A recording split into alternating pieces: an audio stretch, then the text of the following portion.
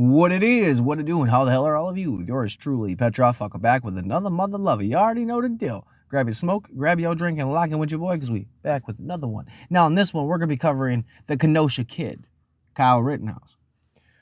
He's on trial right now, and today was a very pivotal day. He was on the stand, and I heard on the radio as the prosecution was grilling him something fierce. And by something fierce, line of questioning was repetitive. He was trying to poke holes in a story. You know what they try to do. And I say it like that because Kyle Rittenhouse broke out crying. And it wasn't no couple tears. That boy was having a hard time forming a sentence. Now, Steven Crowder made a comment. Remember, you're going to remember where you were when you seen that. And what's funny is, Kyle Rittenhouse burst out in tears the way he did for the things that happened. But the dudes that armed that he vaporized, Gagey Gage, didn't shed a motherfucking tear. And there's a lot of videos about how the prosecution has basically made the defense's case in the sense that they've asked questions of some witnesses and the witnesses have answered the questions and they are not building the case that the prosecution thought they were going to build. They put a young man on there, and that Steven Crowder said he was, they said he was either autistic or he could have Asperger, just the way he was answering, but he was very specific. He was very on top of what he was saying. And the prosecution tried to get him to say, almost get him to change his story a bit, and that boy was not folding under the kind of pressure that the prosecution was bringing.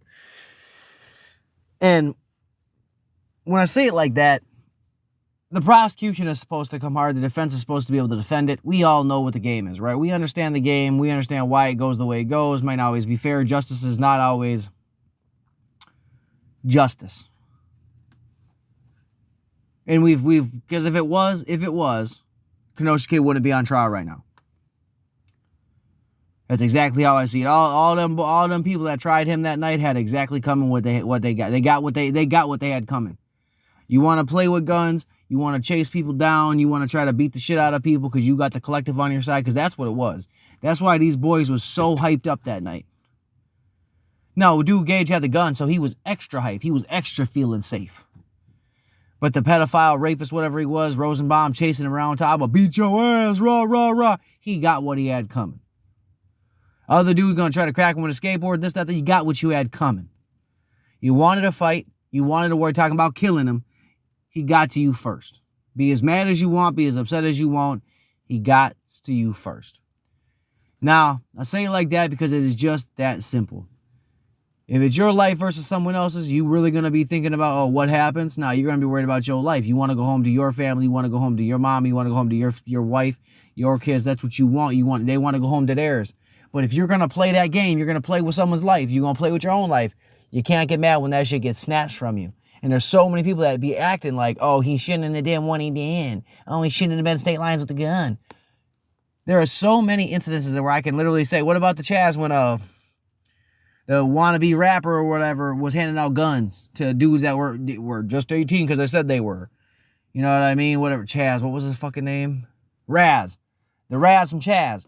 That dude handing out fucking semi-automatics to motherfuckers. You know what I mean? Like, it's really funny. It's rules for thee, but not for me. And they've proven that. They've proven this hypocritical double standard shit so much, so often. You like, what the hell, man? Like, it's crazy, man. To me, it's crazy. And then, hold up. Now this is from Black Information Network. People are going to get upset about the fact that the judge dismissed a citation for a curfew charge. A curfew charge. It sounded like they was trying to ham him up with whatever they could. A curfew charge? Are you serious? Did you hit every kid out there that day with a curfew charge? Fuck no, you didn't. You can use Minneapolis, New York, any one of these cities that had George Floyd riots. Jacob Blake riots. You can use any one of these cities. Did anybody get arrested for curfews? Hell no, they didn't. Hell no. But yet here we are. And I think when you get to this level of withdrawn, because that's what a lot of these cops are, is withdrawn. That's what a lot of these people we have in office, elected officials, this, that, we have a lot of these that are just withdrawn because their hands are tied. Doesn't matter what they say, how they say it, they get shut down no matter what.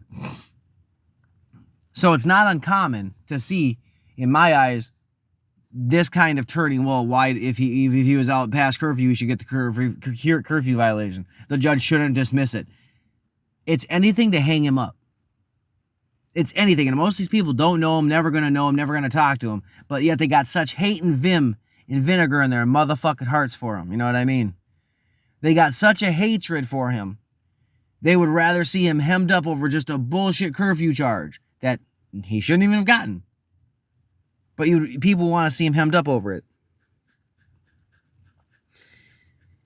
Now, unlike a lot of people, he's actually on the stand fighting for his life. It ain't like he's gonna get out. It ain't like he's gonna walk away with 2 murders and an attempted murder. It's just not gonna happen. If he's convicted, that boy gonna get the book. They're gonna throw it at his ass. And then we see, beyond the dismissal of the curfew citation charge, Rittenhouse's attorney attempted to argue that he was not the aggressor at the protest that followed the shooting of Jacob Blake in Kenosha. Instead, Rittenhouse's attorney claimed that he acted in self-defense while shooting Joseph Rosenbaum, Anthony Huber, and Gage Grosskreutz. To support their argument, the defense questioned the lone survivor of the incident, Gage Grosskreutz. During his testimony, much attention was paid to the Grosskreutz admission that Rittenhouse did not start shooting at him until he advanced on him with his gun.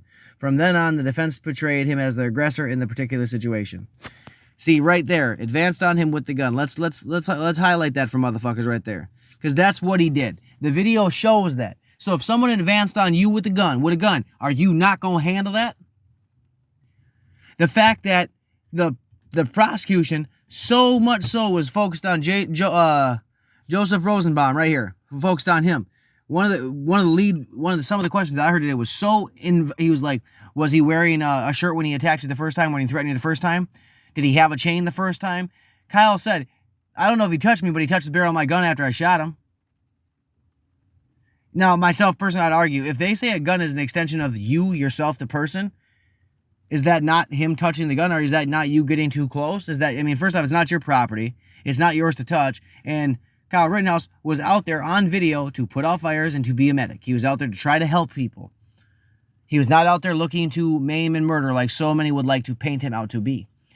And that's just as clear as day. That's whether you dislike that or not, that does not change the fact of that's why he was out there.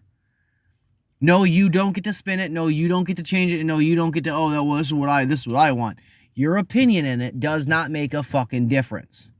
How you see it does not make a difference.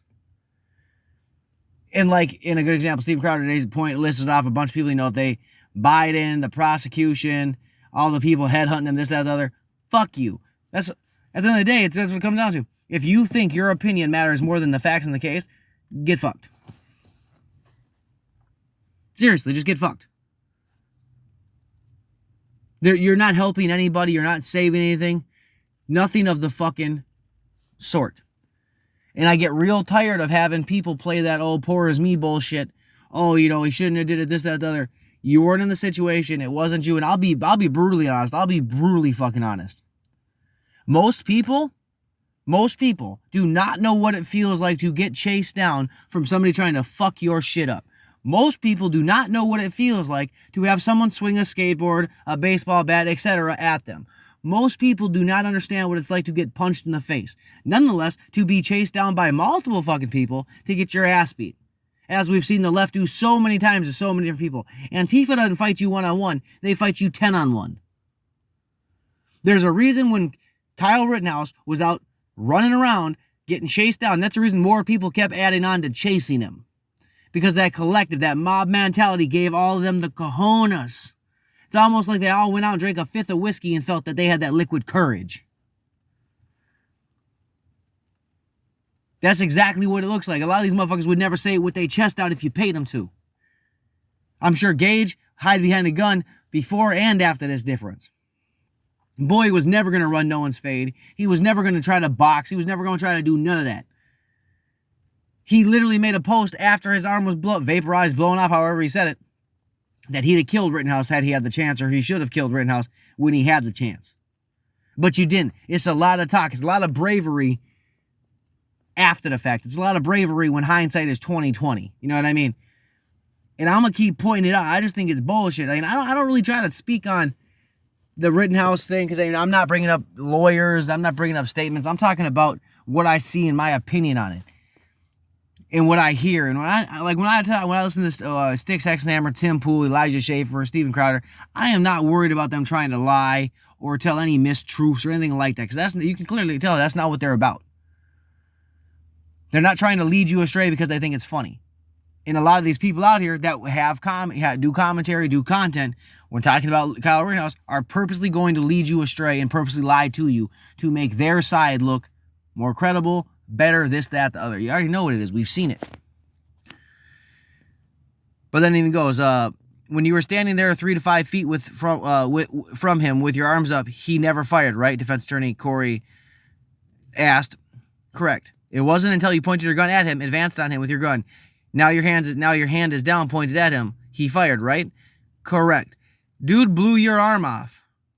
Oh, and then according to CNN, the defense has presented a video in which Rosenbaum shouted, "Shoot me, N-word." He goes, if you catch any of these guys alone tonight, I'm going to kill you. Like, this is a kid, bro. This is a kid. These are full-grown men going after a kid. Now, in the heat of the battle, you might not understand that. But these dudes knew. They knew he was not no old buck. You could see on the stage today, on the stand today, he did not look old. He looked like a kid. Only time during the interaction in which he could have incurred the gunshot wound to the back or into the right side of his head was when he was more horizontal. The only time that happens is when 2 gunshot wounds. Dr. Douglas Kelly of Milwaukee Medical Examiner's Office described the manner in which Rosenbaum was shot. The first 2 gunshots were represented by the injury to the groin, injury into the left thigh. The prosecution has officially rested its case, and defense will present its case moving forward. It's crazy right now. It is crazy. We're gonna look it up again. We're gonna see what a lot of the headlines are at the moment. We'll just type in Rittenhouse, see what we come up with.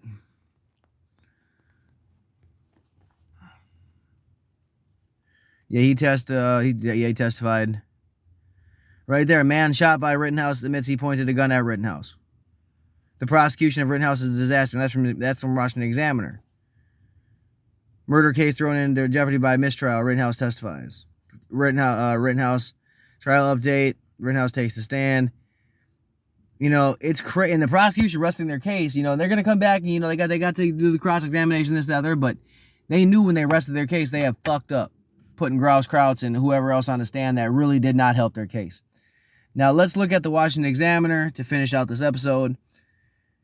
The prosecution of Kyle Rittenhouse is a disaster. The prosecution of 17-year-old Rittenhouse has been such a disaster that it will be a wonder if the jury convicts him of more than a misdemeanor. And then not only that, before I forget, you got Antifa members and Black Lives Matter people harassing the jury before they ever get to the courtroom. And the judge made it clear if that happens again, the police are ordered to take that motherfucking phone. So I pray to God, let one of these dumbasses use the phone again so they be losing their fucking $1,100 iPhone. Please, God. Please let them fuck up and lose their phones. And let's really show how fucked up some of these people truly are, trying to dox the jury because they already know the prosecution done the whole case up. Prosecution was never going to win the case to begin with. It was a losing case from the jump. But yet, dude had to try to make his bones. To start the prosecution, a witness discredited the allegation Rittenhouse shot the men chasing without cause. Richie McGinnis, a Daily Caller videographer, testified that he saw Joseph Rosenbaum, the first person shot by Rittenhouse, chase him and lunge for his weapon. When asked how McGinnis could know how Rosenbaum intended to do, McGinnis revealed that he heard Rosenbaum say, "Fuck you" to Rittenhouse before reaching for his gun. Then Gage Groskraus, who was shot in the arm by Rittenhouse, admitted that he had pointed his gun first. It wasn't until he pointed your gun at him, advanced on him. The case is fried. It's fried.